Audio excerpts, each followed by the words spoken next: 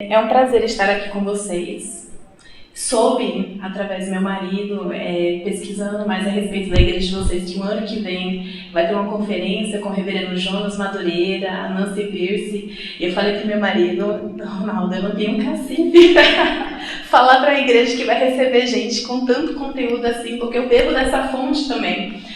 E vocês vão ver ao longo dessas palestras que eu utilizo muito essas referências do reverendo Jonas Madureira, de muitos outros nomes. Aproveitem a livraria, que tem muitos livros bons que podem ser adquiridos, que podem ser lidos. O meu desejo, minha oração, que vocês saiam daqui com mais livros e menos dinheiro. Que encham a mala de livro, ou pelo menos com a vontade de comprar, né? Às vezes a gente não tem no momento, mas a gente pega emprestado da amiga que comprou.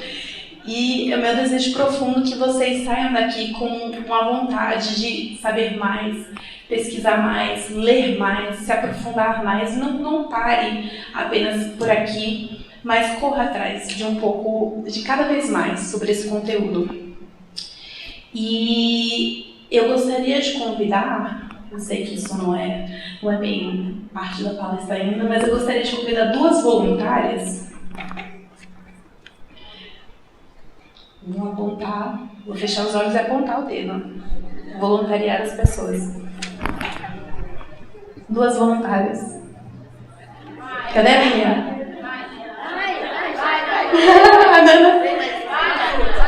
Pode colocar aqui no chão? Deixa eu primeiro mostrar aqui. Tem mais um comentário. Vocês estão vendo? Tá bom, vou colocar aqui no chão. Pode ir de qualquer jeito. Vira pra você. Aqui no meio, pronto, assim. Não do outro jeito. Deixa eu dar uma ajuda aqui. Pra ficar melhor. Pronto. Ok.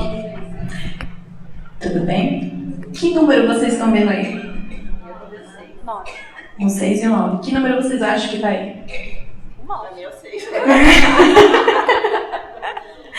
Quem está certa? Eu. Ué.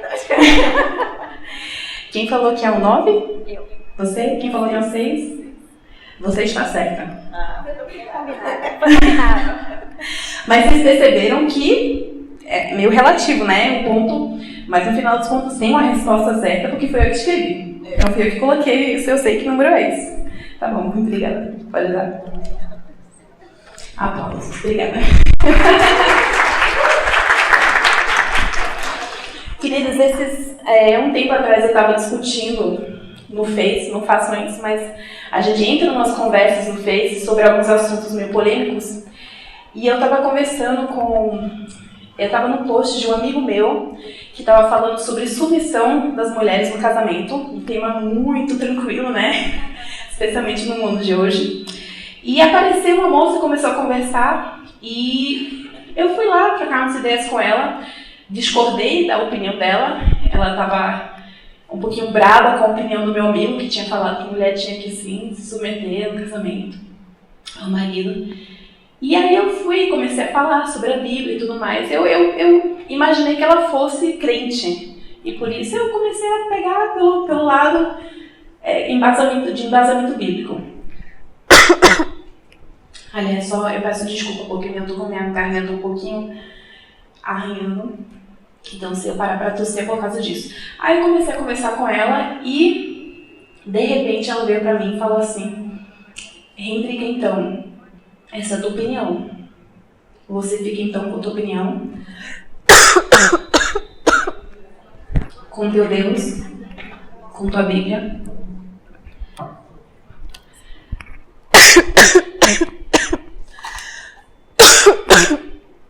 Olhem por mim.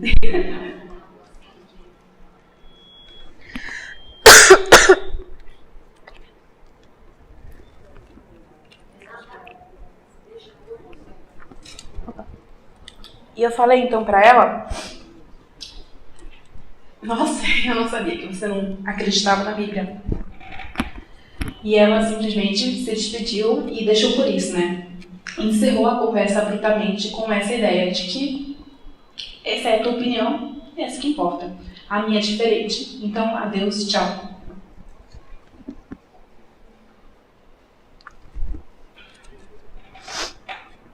Vamos lá, a gente vai conseguir. A tosse não vai impedir.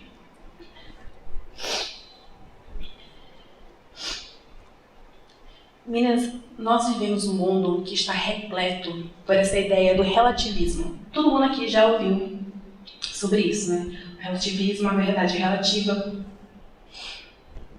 A ideia de que religião não se discute.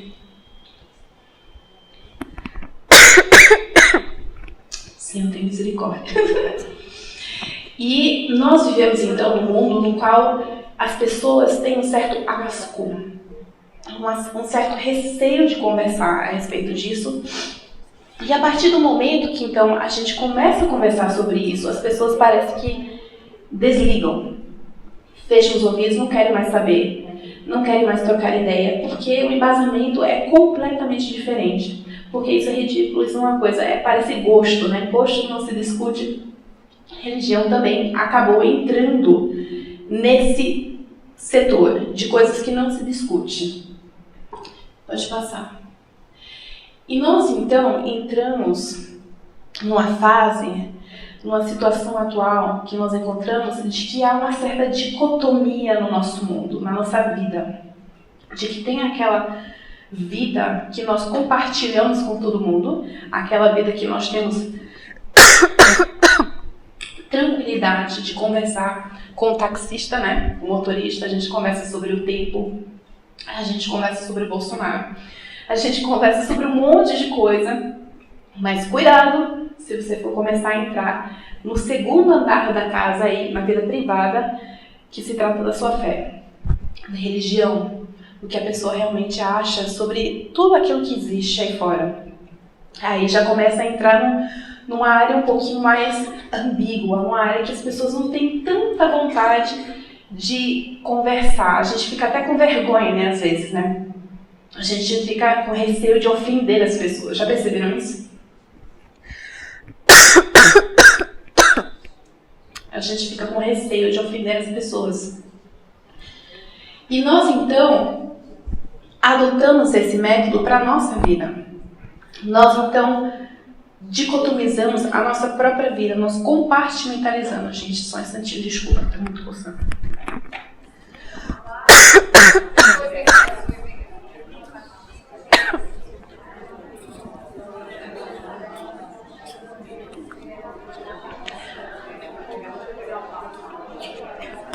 Tá ali, né?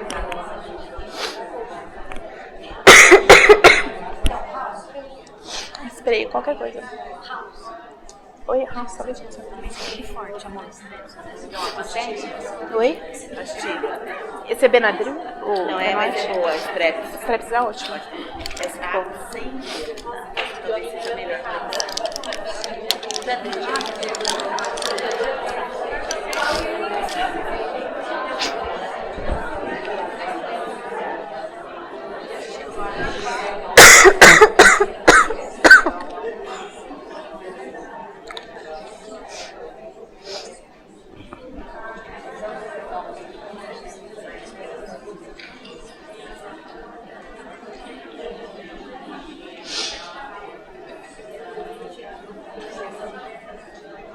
Gente, isso aqui é alergia. Eu nunca tive antes.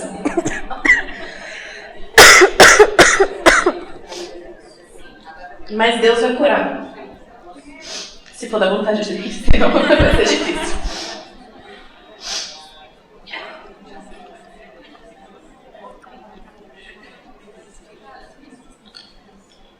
Vamos lá. Eu sei que é a coisa mais fácil do mundo a gente dicotomizar a nossa vida. A gente chegar e fazer isso aqui. Aquilo que a gente compartilha com todo mundo, as modinhas, né? E aquilo que é a nossa fé, é privado nosso. E você percebe que parece que o cristianismo tem ocupado cada vez mais o andar de cima. E até mesmo outras religiões têm a liberdade de andar pelo andar de baixo. Porque ninguém se ofende hoje em dia de falar, não, eu sou budista, eu sou de outra religião e tudo mais, mas ai de você se você falar que é cristão. Você vai ser chamado de intolerante. E nós então nos encontramos assim. E é curioso, porque as coisas que nós fazemos no dia a dia, elas são influenciadas pelo setor de cima. Não tem como escapar disso. Não tem como fugir do andar de cima. Parece que às vezes a gente tranca a nossa fé, né? No domingo a gente desce, abre a porta, deixa a nossa fé sair. E aí na segunda-feira a gente vai lá, fecha a porta e diz, ó, semana que vem a gente se reencontra. Fica aí que agora eu vou viver minha vida pública. No entanto, nós não percebemos que tudo aquilo que nós fazemos no nosso dia a dia, ela é influenciada de uma forma ou outra por alguma coisa que está nesse andar de cima. E às vezes não é o seu andar de cima. Às vezes é o andar de cima de outra pessoa. Vocês já pararam para pensar, por exemplo, na disposição de móveis de uma casa de um brasileiro? Você entra, o que tem na sala? Fala pra mim. O que tem? Se tiver um sofá, tá virado para onde? O que isso diz sobre o povo brasileiro? Gosta de televisão. Gosta de entretenimento próprio, né? Gosta de entretenimento próprio. Vamos pensar. Se fosse uma disposição que seguisse um pensamento bíblico, como é que seria mais ou menos uma casa, uma sala de um cristão? Se fosse coerente. Oi? Ai, não sei, eu não estou sendo contra a TV, viu? Eu tenho TV, eu tenho Netflix, eu gosto. Eu tenho TV, não tem problema nenhum com isso. Inclusive, especialmente na hora de fazer o almoço, eu ligo um desenho para beber, para se distrair um pouquinho. Não seria interessante? Não estou falando que é errado, vocês entenderam? Mas foi influenciado por esse pensamento. Quando a gente começa a montar a nossa casa, a gente quer ter, acho que é obrigatório, ter uma televisão olhando, um sofá virado para a televisão. Um sofá. O outro não precisa, assim. E se tiver outro, tá assim, na perpendicular, né? E se a sala fosse um sofá e o outro na frente? A televisão ficava em outro lugar, né? O que isso comunicaria a respeito de nós? Que nós estamos interessados em pessoas, né? Nós estamos chamando as pessoas para conversar. Senta aqui, eu quero te olhar no olho. Eu estou aqui para bater papo contigo. Venha cá, você está convidado para minha casa para conversar. Não é porque hoje em dia a gente entra nas casas e geralmente a TV já está ligada, né? É como assim, ó, eu não sei o que falar para você, então senta lá, fica à vontade, se entretém aí com a TV enquanto eu preparo alguma coisa para você comer. E aí a gente tenta engajar em algum tipo de conversa. Perceberam como a própria disposição de móveis da nossa casa, ela comunica uma ideia que não é necessariamente proveniente da nossa fé. O que mais? A ideia de que a gente... Esse aí é um pouquinho mais polêmico. Eu já vi muita gente postando, e eu já postei também, de que o dia só começa depois do café. Você precisa do café para estar bem-humorada? Mas é o pensamento que foi absorvido, né? O que mais? A ideia de que a gente tem que se afastar de gente que reclama, que é chata. Eu vou tirar da minha vida, né? Eu já vi muita gente postando. Eu também já pensei assim, vou tirar da minha vida, arrancar pessoas que não me fazem bem, porque eu mereço melhor, porque, né, eu preciso ter um up na minha vida, eu tenho que ter uma vida mais alegre, mas eu não preciso de gente para me infernizar a vida, para ficar falando bobagem e tal. Então tem que eliminar as pessoas da minha vida, ficar cortando no Facebook. Vocês percebem como tem coisa, detalhes, não necessariamente nas coisas grandes, mas nos detalhes também, que foram influenciados por pensamentos que não são necessariamente os nossos, bíblicos. E se você for pensar, tudo que você faz por algum motivo. Por algum motivo.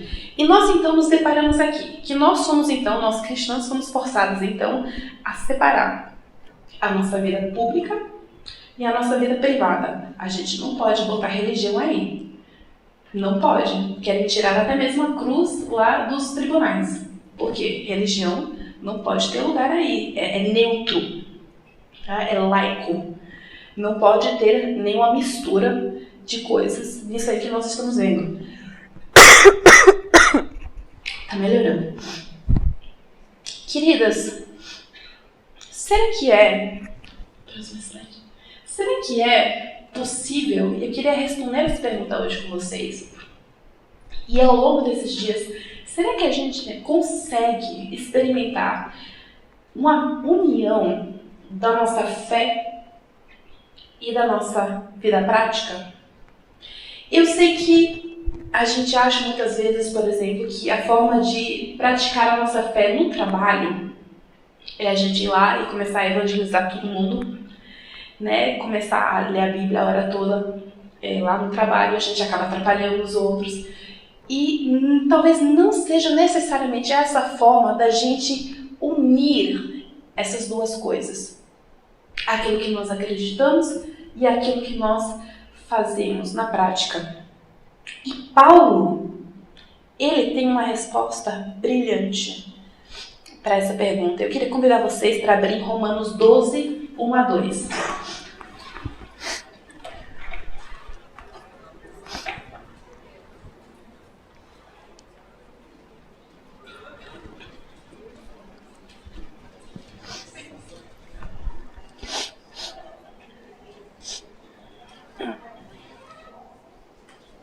Alguém pode ler primeiro? Eu vou ler, é mais fácil. Rogo-vos, pois, irmãos, pelas misericórdias de Deus, que apresenteis o vosso corpo por sacrifício vivo, santo e agradável a Deus, que é o vosso culto racional. E não vos conformeis com este século, mas transformai-vos pela renovação da vossa mente, para que experimenteis qual seja a boa, agradável e perfeita vontade de Deus. Paulo, e eu tenho certeza que vocês estão craques já na carta de Paulo aos Romanos, vocês já sabem de tudo, mas então aqui eu vou só lembrar um pouquinho sobre o contexto que nós estamos vendo aqui. Paulo está escrevendo aos Romanos, a igreja em Roma, que ele nunca conheceu pessoalmente, mas que ele diz que tem um desejo muito forte de conhecer. E ele explica no começo da carta que ele foi impedido por diversas vezes de ir lá, mas que os romanos sabem que é da vontade dele de estar com eles. E ele então começa a explicar para os romanos, a intenção dele é obter apoio espiritual, financeiro também até, para poder continuar a prosseguimento às suas missões, às suas viagens missionárias. E ele então manda essa carta para se fazer conhecido para a igreja toda e para que eles saibam então o que é esse Paulo, que todo mundo está falando, o que ele acredita e será que a gente realmente pode apoiar esse Paulo que não faz parte dos apóstolos, mas que está se apresentando então como apóstolo. E então, nos capítulos 1 a 11, Paulo, então, ele começa a descrever a teologia, aquilo que acredita. E é fascinante. Começa falando sobre a corrupção do ser humano, Romanos 1. Ele fala, então, da graça de Deus, da justificação pela fé, de toda a obra da graça divina. E aí, dos capítulos 12 a 15, porque o capítulo 16 é o encerramento, né? Ele vai, então, dar as saudações finais, vai se despedir. Do capítulo 12 a 15, ele então aplica na prática. Ele aplica tudo aquilo que ele descreveu de teoria, né, da teologia dele, como então os romanos deveriam aplicar na prática, na vida, do dia a dia. Então, por exemplo, logo em Romanos 12, do verso 3 em diante, ele começa a falar então, dá conselhos bem breves, como deveriam se engajar uns com os outros. Ele mais à tarde ele fala como então se engajar com o governo. Olha que coisa mais prática, não é possível. Como é que a gente reage ao governo, mesmo ele não sendo cristão, mesmo ele fazendo coisas erradas? Como é que nós como cristãos deveríamos reagir, fazer as coisas com base naquilo que ele escreveu, do capítulo 1 a 11. Mas entre essas duas partes, então, está os versos 1 e 2, que eles chamam da dobradiça da carta aos Romanos. E essa dobradiça, então, ela é fascinante. São 2 versículos que daria para passar horas e horas abrindo, destrinchando, conversando mais a respeito. Mas eu vou então só dar uma pincelada, porque o que realmente a gente vai entrar mais a fundo é nas próximas palestras, que a gente vai conversar um pouquinho mais sobre do que ele está falando aqui. E ele fala então, ele começa: lembre-se, rogo-vos, pois, irmãos, pelas misericórdias de Deus. Qual é o ponto principal aqui, quando ele abre essa aí? Tem pois. Então ele está fazendo referência ao quê? Aos capítulos 1 a 11. E ele está falando então, rogo-vos, pois, irmãos, pelas misericórdias de Deus. E queridas, aqui é muito importante a gente parar para lembrar que a sua motivação importa. A sua motivação importa. E é bom começar por aí, questionar, por que você está aqui hoje? Por quê? Por que você está ouvindo essa palestrante que está tossindo sem parar? O que te dá a ideia de que há alguma coisa importante e interessante que eu poderia falar? Por que você está aqui e não em casa, assistindo Netflix, no seu sofá virado para a TV? Por quê? Por que você vai para o trabalho? O que te faz levantar pela manhã? Por que você teve filhos? Qual a sua motivação? E Paulo, então, ele começa então já dando o porquê. Qual é o porquê dele? As misericórdias de Deus. Qual é a nossa motivação, então? O que ele está falando aqui que deveria nos mover?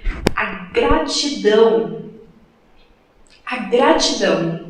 Porque quando a gente começa a lembrar aquilo que Deus já fez por nós, a nossa reação esperada de um coração regenerado, porque o não regenerado não tem a condição de fazer isso, é reagir com gratidão. É ver tudo aquilo que Deus fez por nós, todas as misericórdias escritas no capítulo 1 a 11, e falar assim, meu Deus do céu, como o Senhor é grandioso. Muito obrigada. E não é só muito obrigada, porque a gratidão é muito mais do que isso. Mas é todo, então, uma reação às misericórdias de Deus. A nossa motivação importa. Esse é o primeiro ponto, é o ponto de partida. Por quê? E é uma pergunta muito pessoal, que eu não posso responder por você. Você tem que responder por si mesmo. Imagine, vou falar aqui do meu filho. Que meu filho é ótimo, meus filhos são ótimos para ilustração, né? Meu pai me usou muito como ilustração de sermão e agora eu posso usar meus filhos como ilustração de palestra. Meu filho é muito carinhoso. E o João Gabriel tem 5 anos. Quando eu faço uma coisa que ele percebe que eu estou fazendo por amor a ele, a primeira reação dele é de se levantar, vir correndo até mim, me abraçar e falar, mamãe, eu te amo. E eu, gente, não é possível. Menino grato.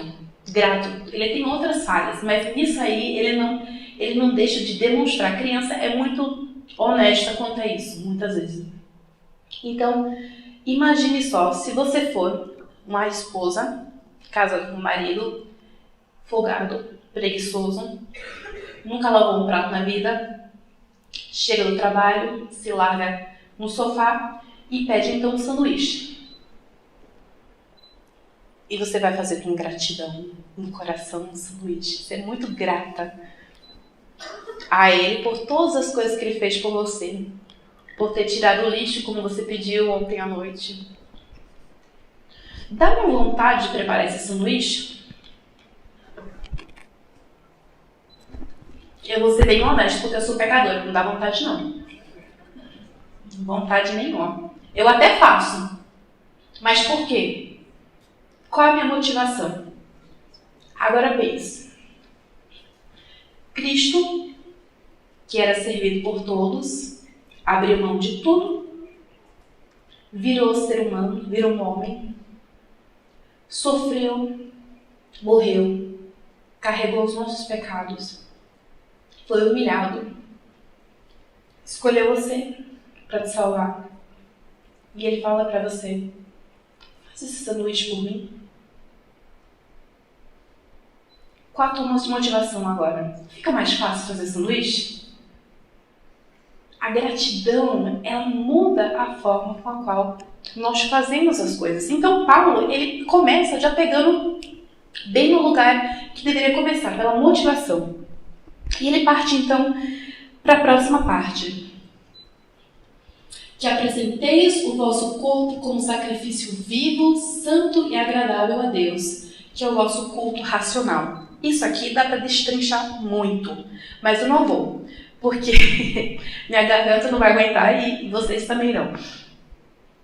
Nós estamos vendo aí, então, que nós precisamos entregar o nosso corpo como sacrifício vivo a Deus. O que Paulo está falando? Ele está fazendo um contraste com o sacrifício que era morto, mas nós não somos esse sacrifício morto, nós fomos renovados por Cristo, nós estamos vivos através do sacrifício dele. Aqueles sacrifícios não precisam mais, eles foram substituídos pelo sacrifício eterno de Jesus Cristo, o suficiente sacrifício de Jesus Cristo. E um corpo vivo, ele é corpo e alma. Você consegue sair do seu corpo para ir para o trabalho? Você leva o seu corpo com você, né? Esse corpo que está aí sentado no banco é o mesmo corpo que vai viajar amanhã não, no domingo, de volta para casa, preparar comida ou fazer qualquer coisa lá em casa. É o mesmo corpo que vai, na segunda-feira, tocar as atividades. A sua boca, que aqui está conversando, trocando Deus te abençoe com as outras, na segunda-feira a mesma boca, que vai estar falando outras coisas que talvez não sejam tão agradáveis a Deus. Paulo está tornando impossível você fugir disso. É o seu corpo vivo. Tem que ser como um sacrifício vivo, santo e agradável para Deus, que é o vosso culto racional. O que ele quer dizer com culto racional?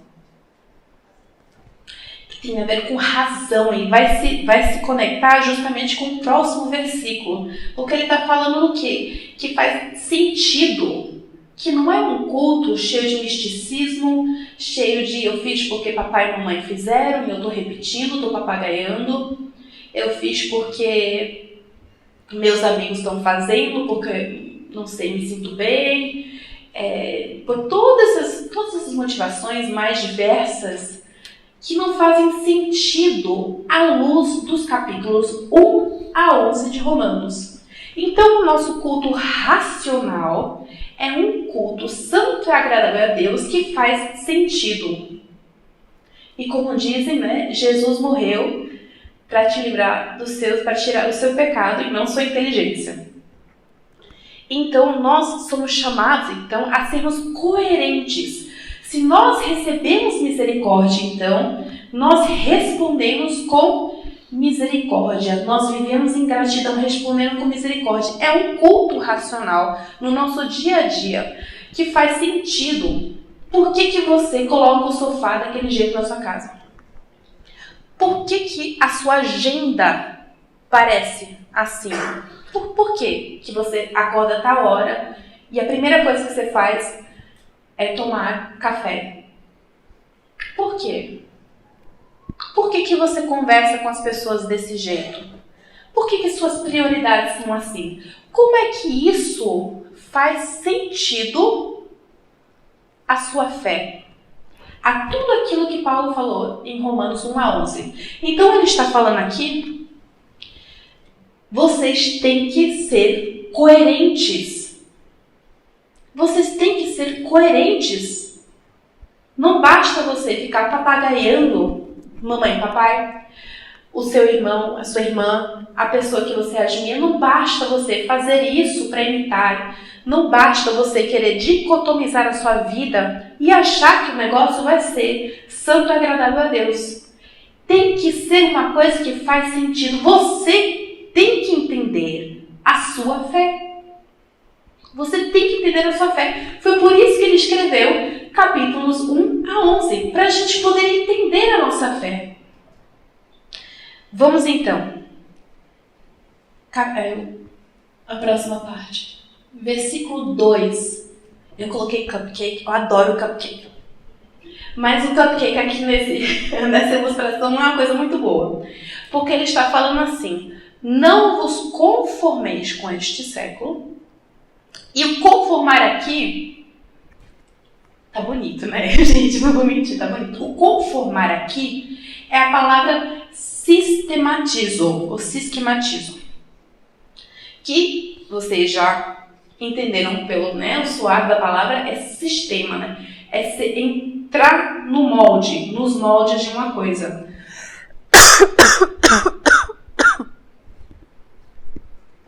E esses cupcakes, eles podem até ter uma cobertura diferente, né? Tem um chantilly diferente, umas coisas diferentes, podem até parecer um pouquinho diferentes, mas a forma é toda a mesma. Se for outra forma, mais achatadinho, se for quadradinho ou, sei lá, de outra coisa, aí vai chamar de outra coisa, né? Não é cupcake. Cupcake é assim. Os cupcakes, eles são feitos na mesma forma e eles são todos iguais.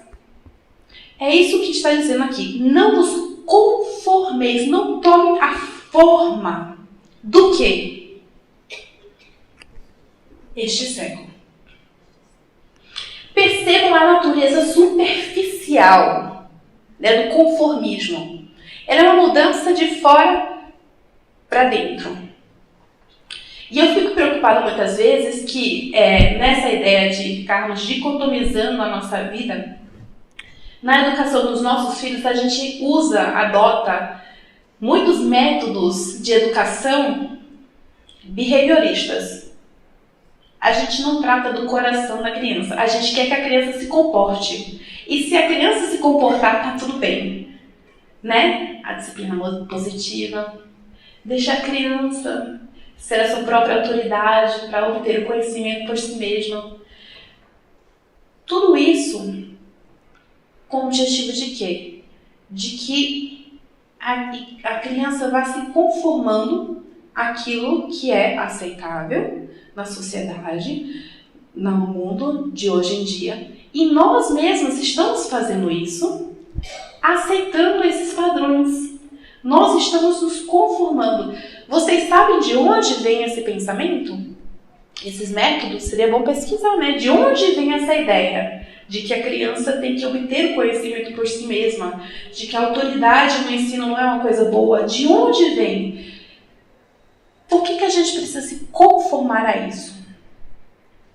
Por que a gente precisa se permitir ser amoldado de fora para dentro? E uma coisa muito passageira, vocês percebem que este século, essa palavra século aí, é uma palavra que denota uma coisa passageira, uma época, um período de tempo. E nós vemos isso muito pelo politicamente correto, né? Porque o que é politicamente correto hoje não era politicamente correto há muito tempo atrás. É uma coisa passageira. Então nós vamos a hora toda tentando se conformar, tentando entrar nos moldes, sermos aceitos pelas pessoas. A gente não pode falar da nossa religião, a gente não pode falar que você está errado, a gente não pode falar que Jesus Cristo é o único caminho para a vida eterna, porque o século não permite isso, porque está politicamente incorreto. E a gente, então, aos poucos, está tomando a forma daquilo que está ao nosso redor. A gente está virando um monte de cupcake. Alguns mais bonitinhos e tal, mas é a mesma forma. Então, Paulo faz uma antítese. Ele coloca: não vos conformeis com este século, mas Pode passar. Transformai-vos pela renovação da vossa mente.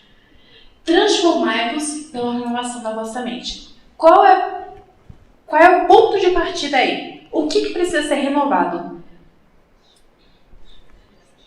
A mente. São as emoções? As emoções vão seguir, pela graça de Deus. Mas qual é a primeira coisa que precisa ser renovada? É a nossa mente. É a forma com a qual nós enxergamos a vida. É a forma com a qual você pensa. Você já parou para pensar como é que você pensa? Por que você acha que isso aqui é realidade? Qual a certeza, a segurança que você tem de que eu existo? Vocês têm essa certeza? O que prova isso para vocês? Como é que vocês pensam sobre a realidade? Por que a Bíblia é verdadeira para vocês? Então, Paulo está está rogando a gente e está exigindo que a gente faça, então, é uma transformação ativa. Vocês perceberam que ele não fala seja transformado. Ele está falando transformai-vos. Ou seja, é possível. Se ele está mandando é porque é possível. Nós precisamos buscar ativamente, não nos conformar, rejeitar os ismos da nossa vida, o feminismo, que vamos conversar mais a respeito mais adiante, o marxismo cultural, todos os ismos que você vê que tem uma camisa de tamanho único para todo mundo. A gente precisa encaixar naquele padrão, senão nós vamos ser rejeitadas. Ele está dizendo, então, rejeitar isso, mas sejam, então, transformai-vos. E essa palavra é maravilhosa. Esse transformai-vos é a mesma palavra que é usada para falar sobre a transfiguração de Cristo. Essa palavra é metamorfose.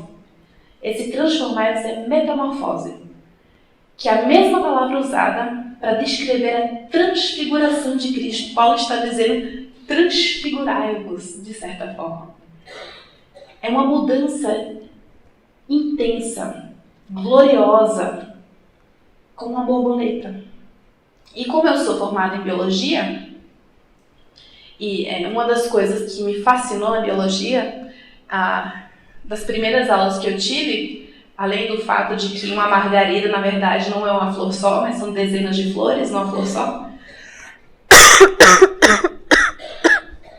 Então, se você der uma margarida para alguém, na realidade você está dando um buquê para uma pessoa. Então, o marido pode dar uma margarida para você, você já está dando um buquê de flores, né? Porque se você olhar bem de perto, os biólogos dirão, os botânicos, de que a margarida são várias florzinhas todas ligadas num pedúnculo só. Mas isso é outra história. Outra coisa que me interessou muito foi a metamorfose da borboleta. E é curioso porque a lagarta, para ela poder atingir o momento no qual ela vai, então, se transformar, ser transformada, ela tem que comer muito. Ela tem que se empanturrar. Comer.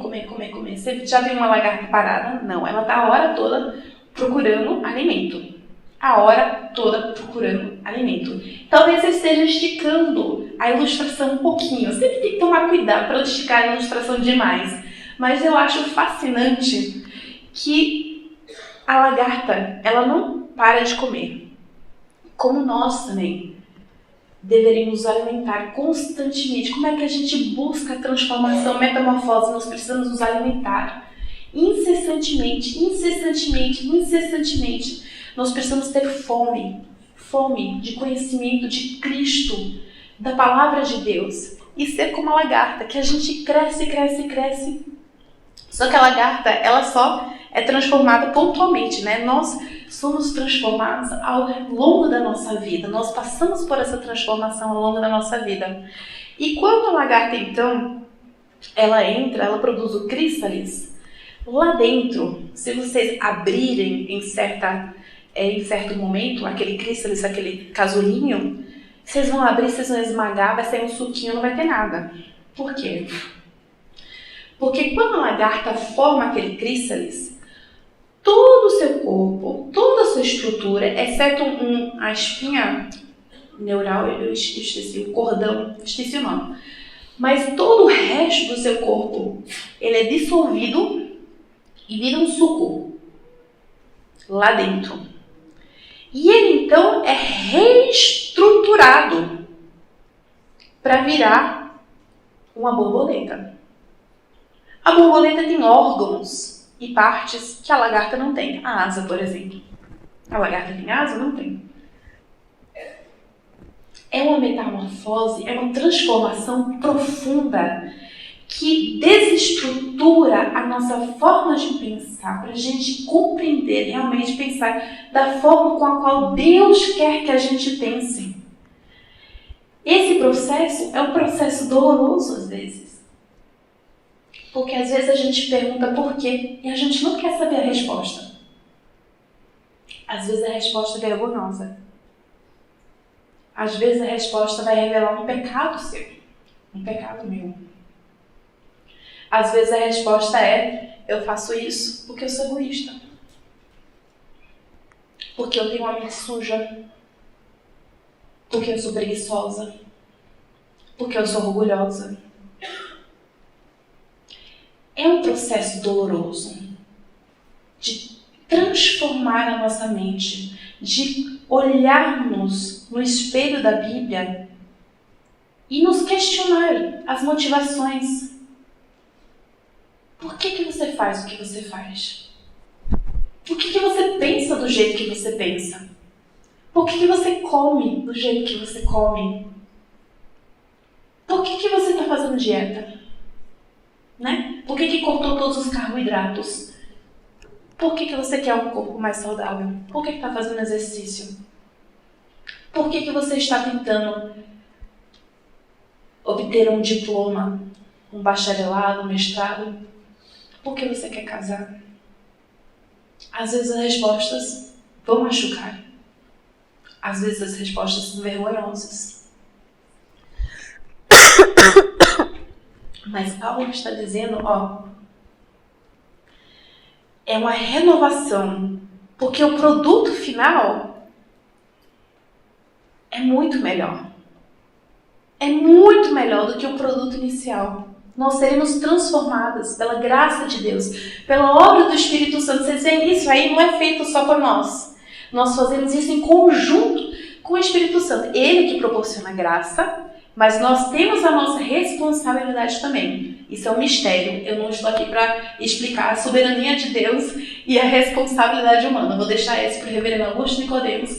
Depois vocês pesquisam na internet e ele explica ou tenta explicar. Mas o que eu estou dizendo aqui é que você precisa fazer isso.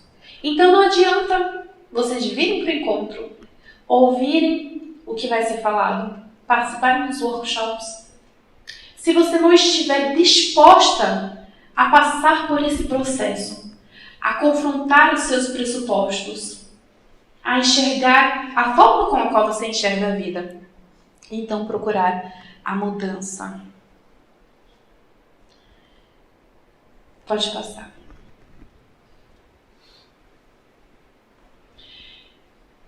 Queridas, nós vemos isso então na prática. A Samantha, minha filha de 4 anos, ela é teimosa. Ela puxou a mãe. Ela acha que ela sabe tudo. Ela não sabe. E a mãe também não sabe.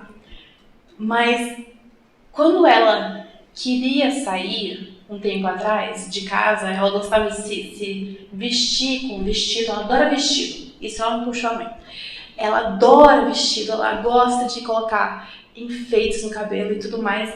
E então, quando eu ofereci um casaco para ela, a resposta óbvia era: não, eu estou bonita, eu não preciso de casaco. Eu falava: filha, tá bem frio lá fora, você precisa de casaco sim, você vai colocar. Aí ela, às vezes colocava na marra.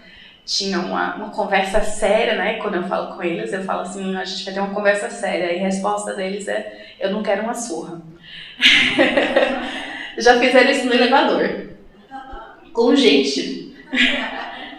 E Parênteses, eu entrei lá, eu falei pra minha filha, ó, a gente vai ter uma conversa séria quando chegar lá em cima. Ela falou, mamãe, eu não quero uma surra. E o homem que tava no elevador olhou pra mim e disse, tua mãe não vai te dar uma surra, né, mamãe? Aí vai ser uma conversa bem séria agora. Então ela, e tá gravando, né, não entregue pras autoridades. Ela, então, não queria colocar casaco. Ela passou por uma fase. Hoje ela coloca aqui uma beleza, mas ela passou por uma fase que não queria colocar de jeito nenhum. E teve um dia que eu perdi a paciência. Eu errei, mas eu perdi a paciência e falei, quer saber de uma coisa? Tá bom. Tá 12 graus lá fora, mas você pode ir sem seu casaco. E com a roupa sem manga. Vocês sabem o que aconteceu. Ela imediatamente, quando saiu de casa, se arrependeu profundamente e falou, mamãe, a senhora tinha razão, eu preciso do casaco. Eu falei, tá vendo, filha, como é bom ouvir a mamãe? Gente, a palavra de Deus, ela funciona. Obedecer a palavra de Deus funciona no dia a dia. Por quê? Porque os 6 que eu escrevi aí, ou foi o 9, eu nem me lembro mais, o número que eu escrevi aí, eu escrevi com um propósito. Tinha um certo e tinha um errado. Não importava em que lado a pessoa estava para tentar identificar. Tinha uma resposta certa. A nossa vida, toda a realidade, ela foi criada com um propósito, de uma forma que funcione melhor para a glória de Deus, para funcionar debaixo da lei divina dele. Não adianta você querer usar combustível adulterado no seu carro, porque o carro não vai funcionar, vai pifar. O negócio não vai andar, não vai dar certo. Tem gente que passa a vida dizendo, eu não consigo sentir essa paz de Deus, eu não consigo produzir fruto, eu não consigo. Então, minha querida, tem alguma coisa errada. Você está usando combustível errado, você está fazendo alguma coisa errada, porque Deus está garantindo pra gente que se nós formos transformados, se nós transformarmos a mente e colocarmos na prática a boa, perfeita vontade dele, nós vamos perceber isso no dia a dia.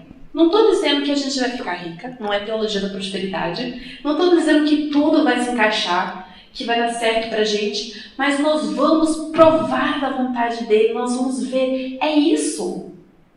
Funciona assim, é verdade.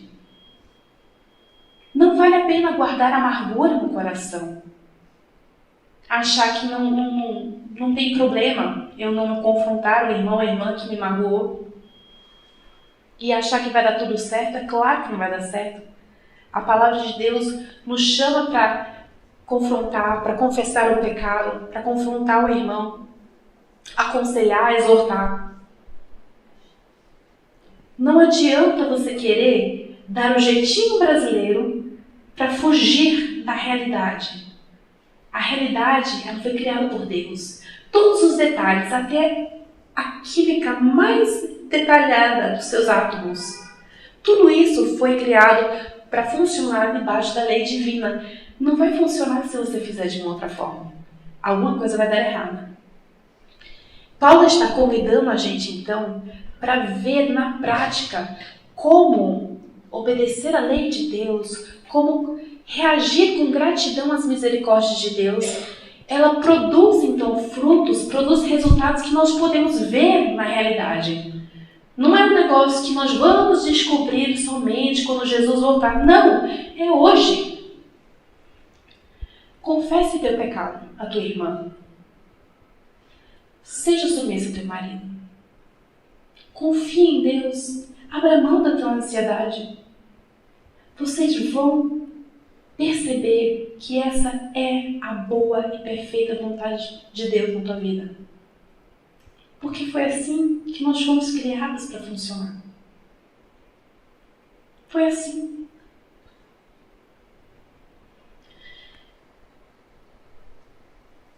Pode passar. Então, vamos responder aquela pergunta? É possível, então, a gente juntar viver a nossa fé no dia a dia, ao acordarmos, primeira coisa pela manhã, entrarmos no banheiro, olharmos no espelho, entrarmos no carro ou pegar a condução. É possível a gente fazer isso em coerência com a nossa fé, com aquele primeiro andar que não deveria existir, que deveria existir tudo junto. É possível isso? Paulo diz sim. É possível. É possível. Então eu queria convidar vocês hoje à noite, e aí amanhã e depois de amanhã nós vamos então ver mais detalhadamente, e se Deus quiser minha garganta vai estar melhor e minha voz vai estar menos monótona, que até eu estou me colocando para dormir, do jeito que eu estou falando. Eu não posso levantar minha vozinha senão começa a tossir. Mas se Deus quiser amanhã vai estar melhor. Como é que nós podemos aplicar essas verdades no dia a dia? Porque muitas vezes a gente sai sem saber, então, tá bom, eu acredito tudo isso, o que eu faço com isso? Como é que agora, nesse exato instante, como é que isso vai fazer alguma diferença na minha vida? Primeiro, cultivar gratidão no seu coração. Cultivar gratidão no seu coração. É uma coisa absurdamente difícil. Não sei se você já percebeu. Sabe por quê? Porque gratidão, a nossa própria fé, é uma questão de hábito. Tá? Tem algumas coisas que nós fazemos que nós não sabemos por quê, mas é por conta de um hábito. Eu sempre fiz assim, minha mãe faz assim, eu vi as pessoas fazendo assim. Às vezes a gente não entende por que faz, mas é um hábito que foi construído ao longo do tempo. E esse hábito, então, se torna difícil de quebrar. Mas isso não significa que não existem hábitos bons. A fé é um bom hábito. Por quê? A fé é o hábito de constantemente correr a Deus, de estar constantemente na presença de Deus. De quando a gente enxerga a vida, eu olhando para vocês aqui, no meu ponto de vista, eu sei que Deus está aqui. Eu sei que não sou eu que vai fazer alguma diferença na vida de vocês, mas é Deus. Pela graça dele, se ele tiver misericórdia da minha pessoa e da pessoa de vocês.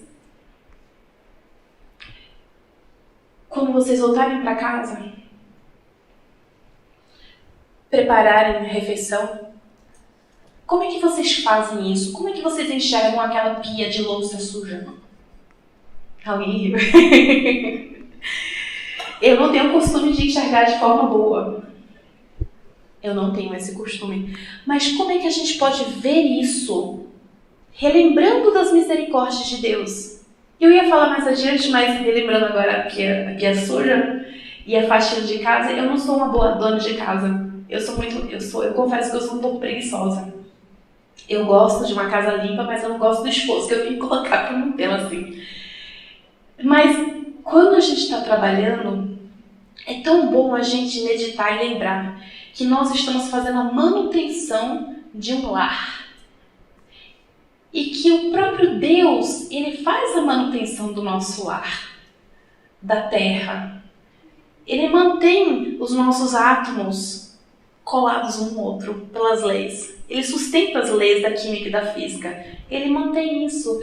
A hora que o sol nasce, a hora que o sol se põe, ele proporciona um ambiente para nós vivermos. Porque se ele não fizesse isso, não poderia existir vida. Agora imagina o trabalho de uma dona de casa. Se a gente não mantivesse a rotina, mantivesse as coisas em ordem, lavasse a roupa e tudo mais, a gente estaria impedindo a vida de existir naquele lugar, né? É muito mais difícil a gente viver num lugar que está totalmente bagunçado e um caos. Então, é uma forma de enxergar o nosso dia a dia, enxergar a nossa vida e relembrar as misericórdias de Deus e cultivarmos um hábito de gratidão e buscarmos a Ele, o conselho dEle. Quando alguma coisa errada acontece conosco, qual é o seu hábito? É correr para tua amiga e começar a reclamar? Ou é imediatamente entregar as suas dores a Deus? Relembrar um salmo, pensar assim, Senhor, eu não estou entendendo o que eu estou sentindo, mas o Senhor sabe. Isso tem que virar um hábito. É um hábito. Eu vou ficar repetindo aqui até entrar na cabeça, porque minha voz está monótona, mas vocês não vão esquecer. A fé é uma questão de hábito. Então nós devemos cultivar isso. Vocês podem fazer isso começando agora mesmo. Mães, como é que vocês têm ensinado os seus filhos? A forma com a qual vocês têm tratado os seus filhos, ensinado e educado eles em casa, é uma forma que tem sido contaminada pelo conformismo ao mundo? Que pensamentos vocês têm permitido entrar na sua casa? Esses pensamentos, essas metodologias, elas realmente são coerentes com a sua fé? Elas são coerentes com a Bíblia? Esposas, a forma com a qual você trata seu marido é coerente com a sua fé? Ou tem sido contaminado pelo feminismo? De que eu não vou fazer teu sanduíche, ponto final, faça você mesmo, seu preguiçoso. Essa tem sido sua reação? A forma de você enxergar o seu trabalho como esposa tem sido contaminado pelo pensamento do século? No trabalho, a forma com a qual você exerce seu trabalho, por que você estuda da forma que você estuda? Por que você faz matemática da forma que você faz matemática? Por que você advoga do jeito que advoga? Por que você pratica medicina da forma que você pratica? A forma que você faz essas coisas é coerente com sua fé? Isso são perguntas que você precisa responder para poder transformar. Pela graça de Deus. Queridas, eu não sei se tem esse livro aí na livraria. O Mentiras em que as Mulheres Acreditam. Tem? Ai, que maravilha. Esse é um livro muito bom, que eu indico para leitura. Que ele confronta muitas mentiras que nós temos engolido. A Nancy DeMoss, ela escreve muito bem. Então, eu tenho certeza que vai acabar esses livros. Aí não vai ter mais até o final do evento. Porque é fantástico. Então, comprem, leiam. É fácil porque as mentiras, elas são pontuadas. Então, você vai correr lá e ver a primeira mentira que se encaixa na sua vida e você já vai lá levar um tapa na cara. Tá bom? Ela gosta muito de dar tapa na cara. E a gente recebe para a glória de Deus. Para corrigir os nossos erros. Queridas, eu queria convidar vocês hoje à noite para não sair daqui sem estar questionando a si mesma. E não questionando de uma forma desesperadora, de que eu não sei mais o que acredito, não sei mais para onde eu vou. Não. Questionando de uma forma a olhar para a palavra de Deus e tentar se encontrar as respostas de Deus para as perguntas que você tem. Aproveite para fazer isso hoje à noite, tá bom? E amanhã de manhã, quando vocês estiverem com todas as respostas, a gente pode então partir para a próxima palestra. Vamos orar? Querido Pai, o Senhor conhece o nosso coração, o nosso íntimo. O Senhor sabe exatamente onde nós estamos sendo coerentes e incoerentes. O Senhor sabe onde nós temos nos conformado. O Senhor sabe onde nós precisamos nos transformar. Pai, não permita que nós passemos a nossa vida com a nossa fé compartimentalizada, separada. Permita-nos o prazer de viver uma vida verdadeira diante de Ti, como um sacrifício vivo, santo, agradável a Ti. De forma que nós tenhamos prazer no Senhor e o Senhor tenha prazer na forma com a qual nós estamos vivendo a nossa vida, Pai. Perdoa, Pai, a nossa preguiça, perdoa a nossa ira, o nosso egoísmo, as nossas mentiras, Senhor, quando nós enganamos a nós mesmos, Pai. Eu peço que o Senhor tire isso do nosso coração, abra os nossos olhos àquilo que nós precisamos consertar nas nossas vidas. E que esse evento possa ser para a Tua glória, Senhor, e não para a nossa, mas que o Senhor possa ser revelado aqui entre nós, através de frutos, Senhor, através de transformações. Que a Sua palavra possa mudar vidas, Senhor, que a Sua palavra possa trazer arrependimentos, confissões de pecado, Pai. E que todos nós podemos chegar mais perto de Ti, Senhor. Que a nossa intimidade contigo possa se aprofundar cada vez mais. Pedimos que o Senhor nos abençoe no restante desse evento. Em nome do Senhor Jesus. Amém.